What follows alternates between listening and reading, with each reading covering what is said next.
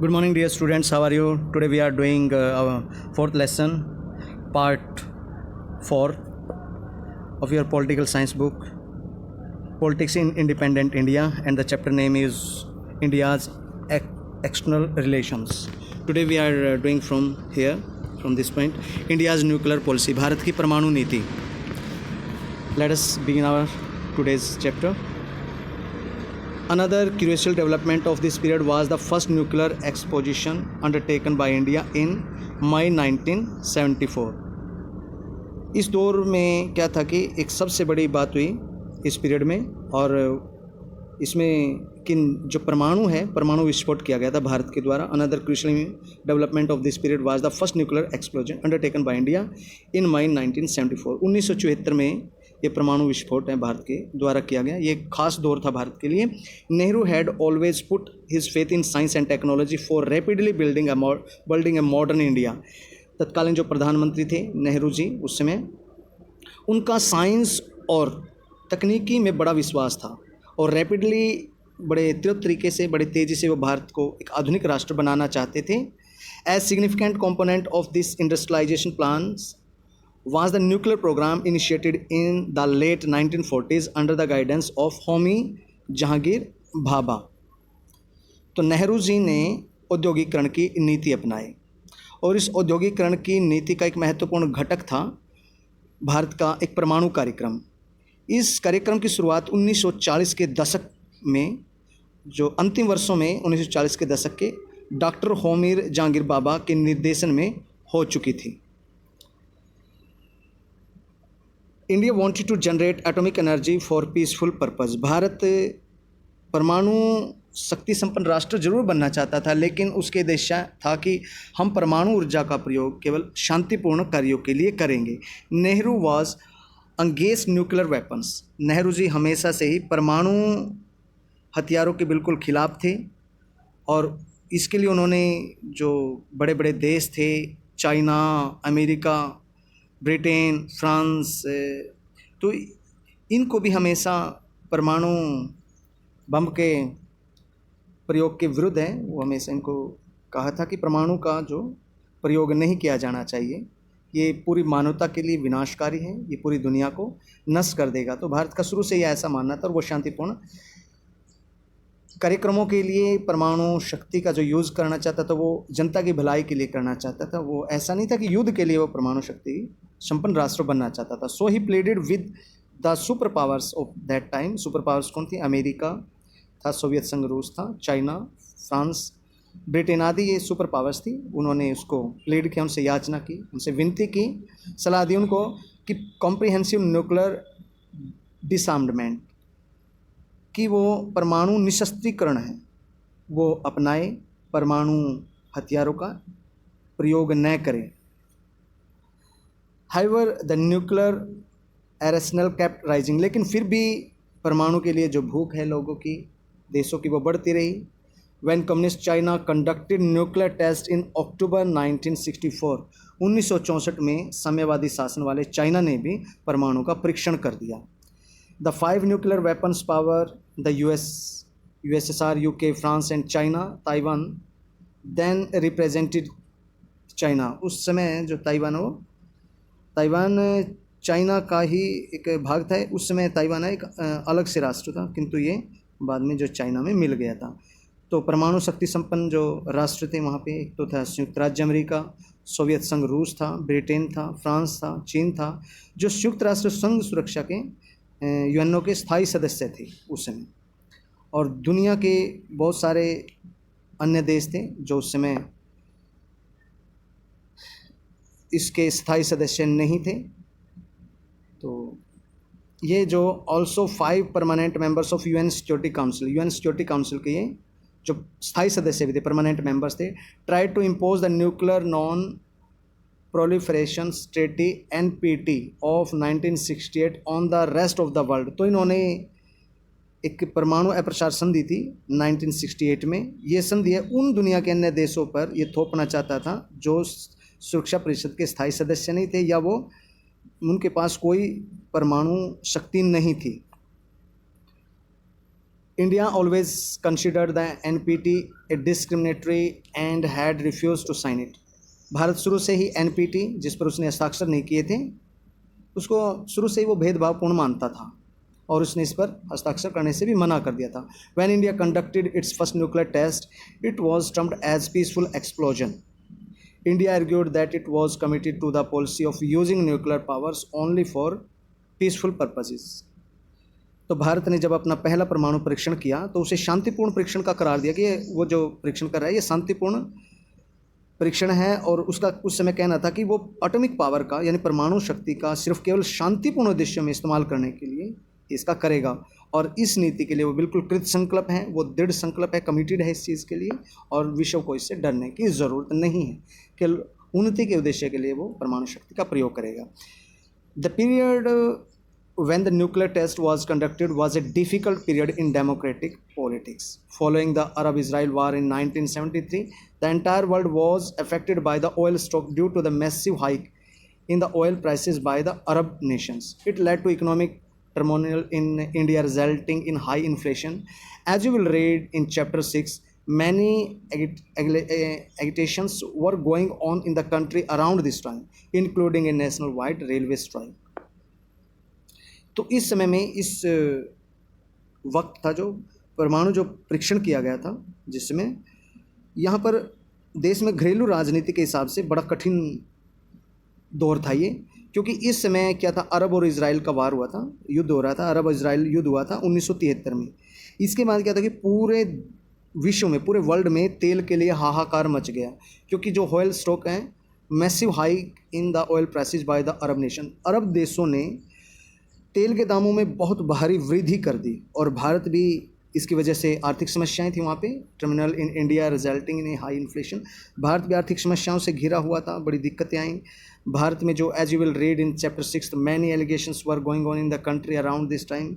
इस समय भारत में जो काफ़ी सारे इस समय देश में कई आंदोलन चल रहे थे और इस समय देश में पूरी नेशन वाइड रेलवे स्ट्राइक, तो पूरे देश में रेल हड़ताल भी हुई थी. और प्यारे बच्चों, मुद्रास्फीति जिसको बोलते हैं, मुद्रास्फीति भी बहुत समय से भारत की जो गिर चुकी थी. Although there are minor differences among political parties about how to conduct external relations, Indian politics is generally marked by a broad agreement among the parties on national integration, protection of international boundaries and on questions of national interest. Therefore, we find that in the course of the decade of 1962 to 1972, when India fought 3 wars, even later when different parties came to power from time to time, foreign policy has played only a limited role in party politics.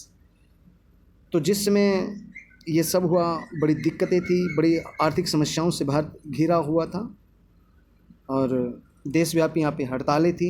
इसके साथ जो राजनीतिक दल हैं उनमें भी differences आ चुके थे, छोटे मोटे मतभेद थे हो रहे थे. लेकिन जो भारत की राजनीति है उसमें विभिन्न दलों के बीच में राष्ट्रीय एकता को लेकर, राष्ट्रीय अखंडता को लेकर, अंतर्राष्ट्रीय सीमा रेखा को सुरक्षा को लेकर और राष्ट्रीय हितों की सुरक्षा के लेकर काफ़ी आम सहमति थी.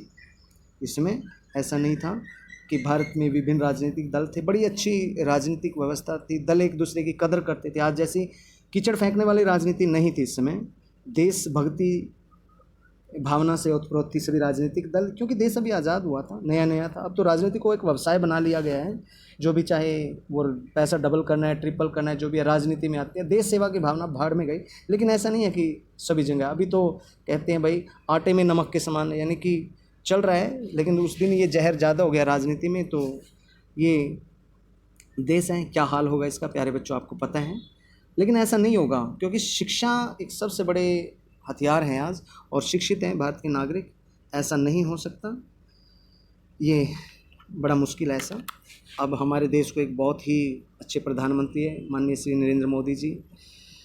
ये न भूलें कि ये राष्ट्र है, आज भी सच्चाई मूल्यों से भरा हुआ देश है. तो हम भारत के नागरिक हैं और अपने भारत देश के लिए हम अपने प्राणों न्यौछावर करने से भी नहीं घबराते.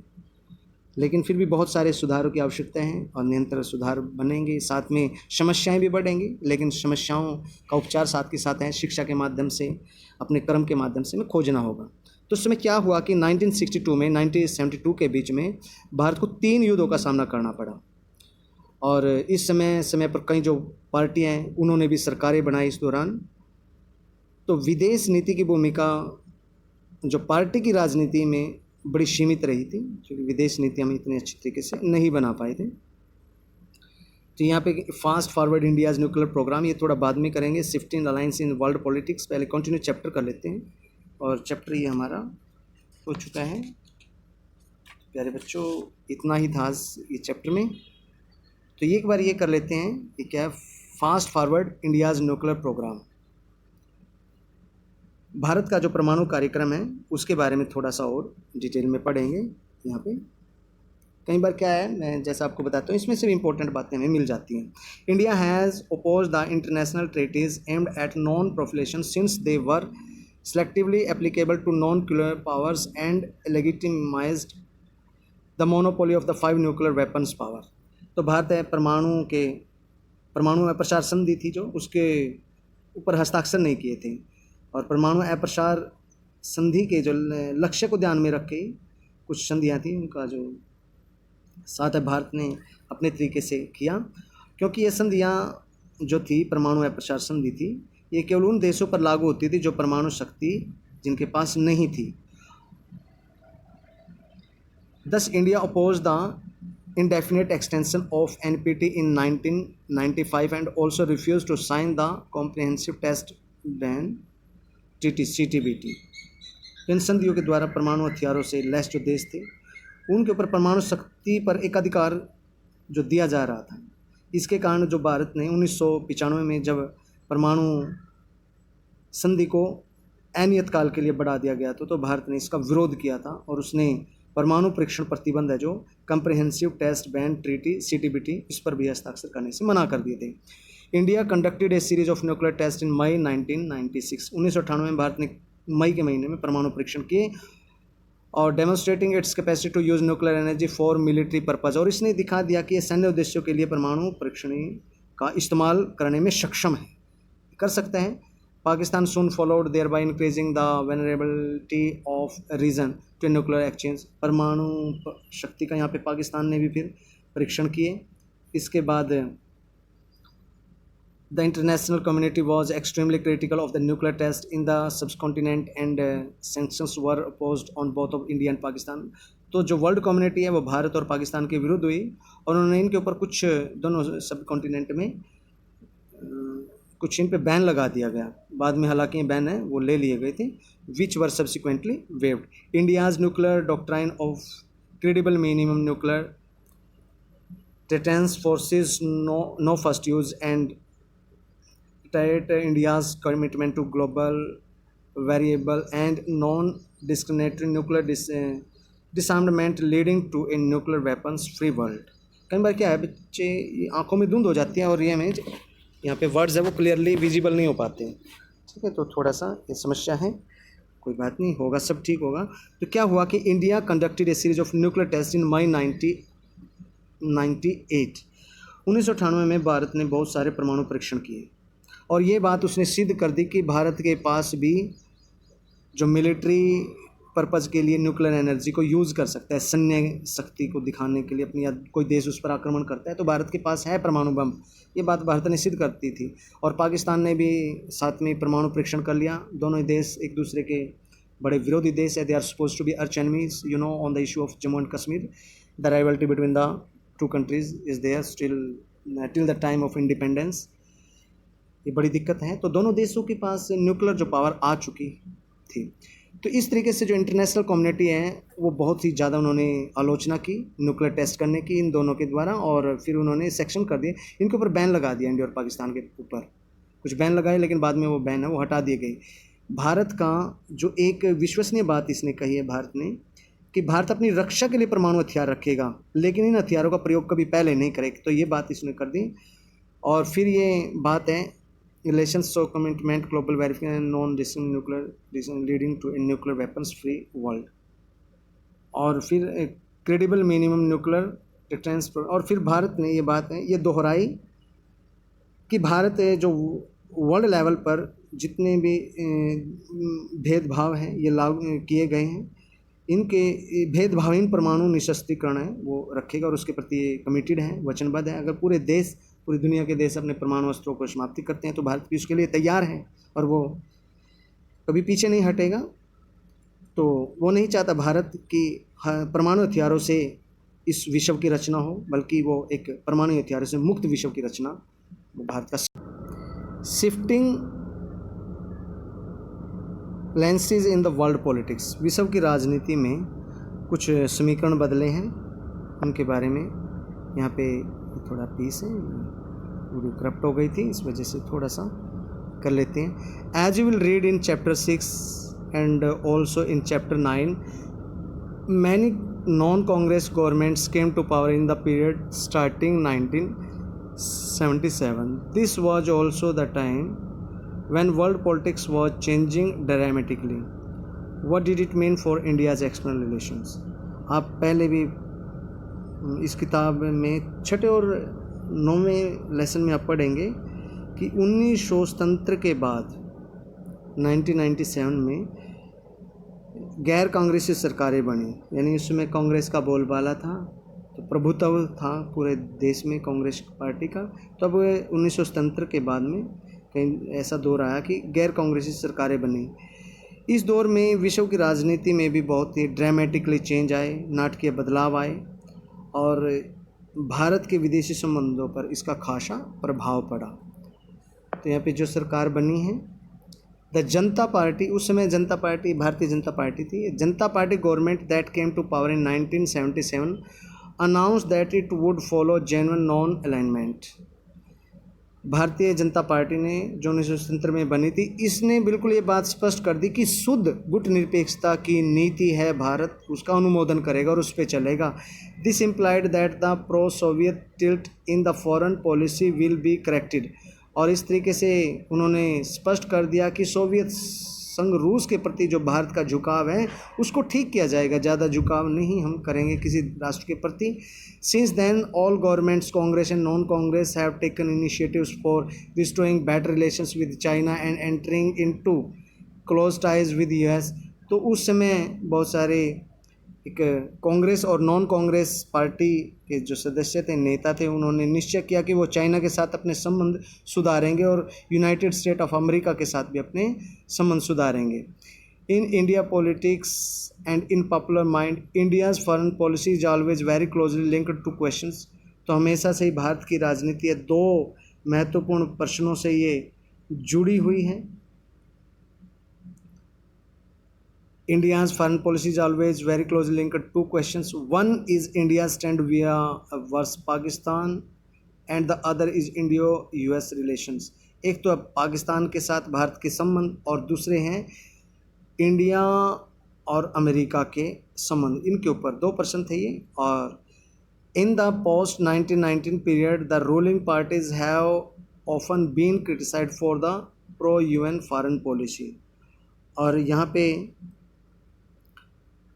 देखा गया कि विदेश नीति के संबंध में काफ़ी आलोचना भी हुई हमारे देश की सरकार की, क्योंकि इस अवधि में भारत पाक के संबंधों में भी कई बातें नई जुड़ी और अमेरिका के साथ भी अच्छे संबंध सुधारे गए। While Kashmir continues to be the main issue between the two countries, there have been many efforts to restore normal relations. This means that cultural exchanges, movement of citizen and economic cooperation would be encouraged by both countries.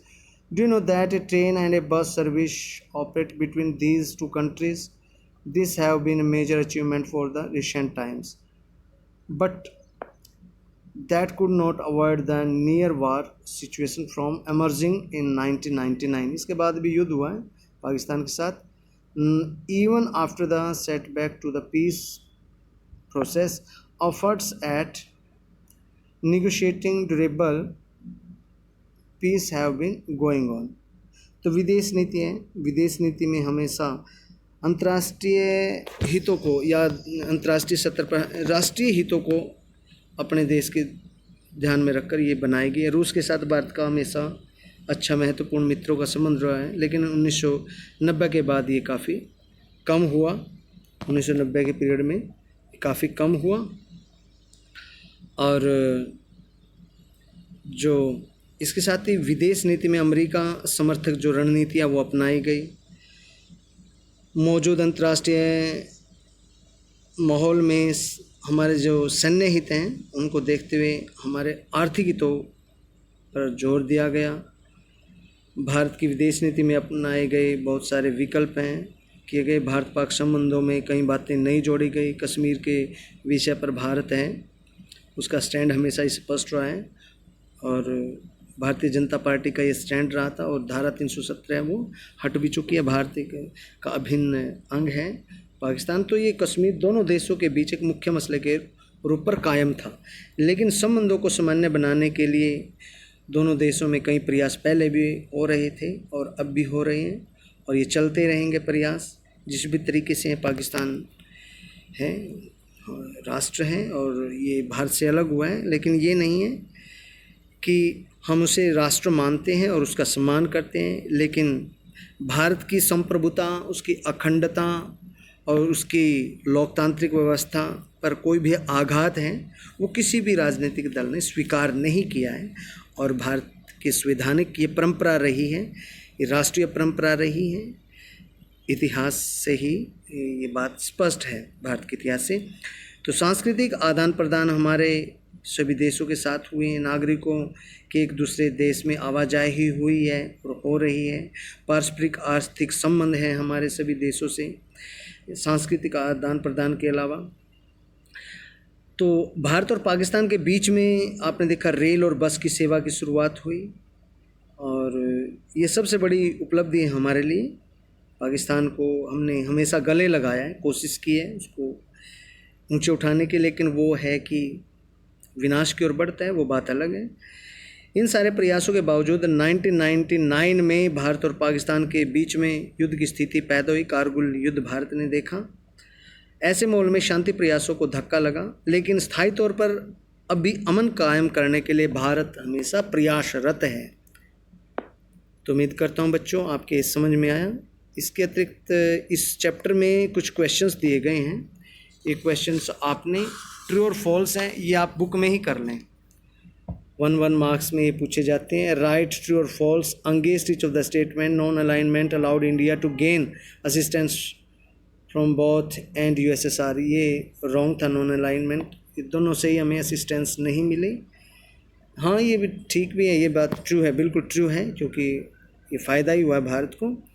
India's relationship with her neighbours has been strained from the beginning. बिल्कुल शुरू से ही हमारे संबंध उनसे खराब रहे थे since independence. Cold war has affected the relationship between India and Pakistan. तो ये चीज़ पढ़े चैप्टर को और देखें, कोल्ड वार से ऐसा कोई संबंध नहीं रहा हमारा। कोल्ड वार ये the treaty of peace and relationship between India and Pakistan. तो इसके साथ है हमारा treaty of peace and friendship in 1971 was the result of India's closeness to US. Treaty of peace and friendship in 1971 है, इसके बारे में पढ़े। मैच द फॉलोइंग, ये आप करेंगे, मैच कर लेंगे यहीं पर। इसके साथ कुछ क्वेश्चन है। Why did Nehru regard conduct of foreign relations an essential indicator of independence? State any two regions with examples to support your reading. Question है बेटा, ये क्वेश्चन 6, 4 और 5 ये आप नोटबुक में करें। राइट शॉर्ट है, नोट है, ये भी आप इंडियाज़ न्यूक्लियर पॉलिसी के ऊपर और consensus in foreign policy matters में भारत के नोट लिखने की कोशिश करें कि एटलीस्ट 250 वर्ड्स हों उसमें, 250 words. India's foreign policy was built around the principle of peace and cooperation, but India fought 3 wars in a space of 10 years between 1962 to 1972. Would you say that this was a failure of the foreign policy? No, ये हमारी foreign policy का fail नहीं है, ये विवेचन विश्लेषण का विषय है, एक बार पढ़ें इसको और देखें। Would you say that this was a result of international situation, give reasons to support your answer. सभी क्वेश्चन है ये आप अच्छे से समझ के, ये क्वेश्चन 5, 6, 7 और इससे पीछे जो हमारे 3, 4 क्वेश्चन हैं ये सारे नोटबुक में करेंगे। इसके साथ ही मैं आपको इंटरनल क्वेश्चन दूंगा। तब तक प्यारे बच्चों, हम जो 4 लेसन हैं इस बुक से कर चुके हैं, politics in independent India. I hope आपको समझ में आए सभी। अगर कोई प्रॉब्लम है तो बेटा कॉल करें। कल को हम जो सेकंड बुक है, सेकंड बुक से अब शुरू करते हैं। तो आई थिंक 4 चैप्टर्स आ रहे हैं ना, या आप देख लीजिए 1 मोर लेसन आप इसमें से 5 कर लेते हैं पहले, ठीक है। तो 5 एक और लेसन इसका बचता है बुक का, ये लेसन और कर लेते हैं, फिर हम सेकंड बुक का वो स्टार्ट कर देंगे, ठीक है। तो ये फर्स्ट सेमेस्टर तक के टाइम, यानी कि हम इस बुक को अगस्त तक हम अपना सिलेबस जो कंप्लीट करने की कोशिश करेंगे। 4-5 लेसन बुक से अगस्त सितंबर के एंड तक हम कर लेंगे, और फिर बाकी हमारे पास अच्छा समय होगा रिवीजन के लिए भी, और बहुत अच्छे से। तो thank you and have a good day. May God Saraswati bless you with great age of knowledge. God bless you.